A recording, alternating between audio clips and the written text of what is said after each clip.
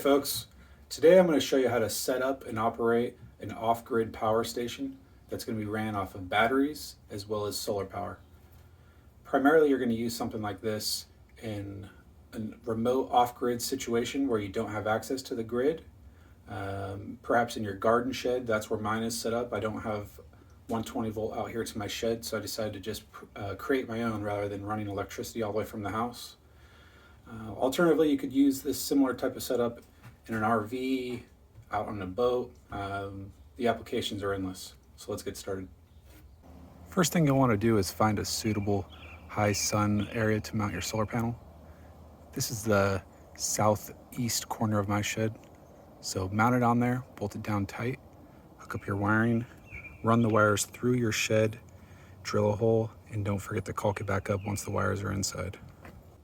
Once your solar cables are connected to your charge controller, next would begin setting up the batteries. So connect your cabling to the battery input on the charge controller, and then connect them positive to positive and negative to negative on your batteries. If you're running two batteries, make sure you connect positive to positive and negative to negative as well, unless you're doing what I'm doing. I have two 6-volt batteries wired in a series. This will go positive to negative, and then that doubles the voltage of the battery to 12 volts. This is not a common situation for most people, so just keep in mind simple positive to positive and negative to negative.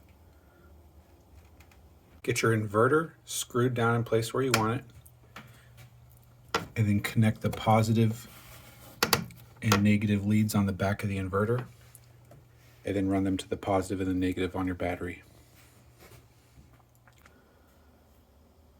This power inverter also comes with an external power switch. I've got mine right here. You just go ahead and screw it into the wall, run your wire down to the back of the inverter and plug it in. Once you press the button, you can see it powers up the inverter. See, it's showing 14 volts. It's not drawing any amps as I don't have anything plugged in.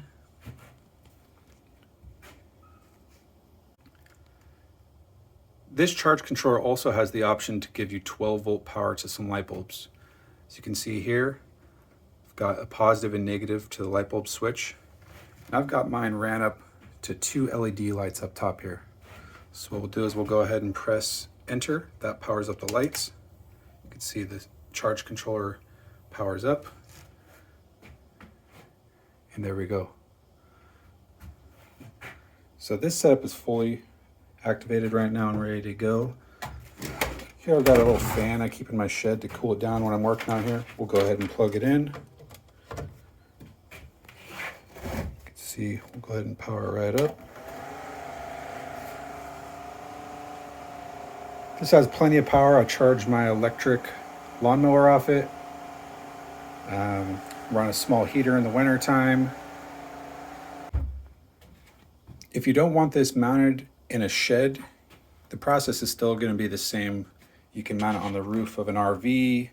I've seen some people mount the solar panel and inverter and all your wiring to a piece of wood, and then you would take it camping with you and just plug in directly to a battery once you get there. The possibilities are endless, really. If you have any questions, comment below and I'll be happy to help you out.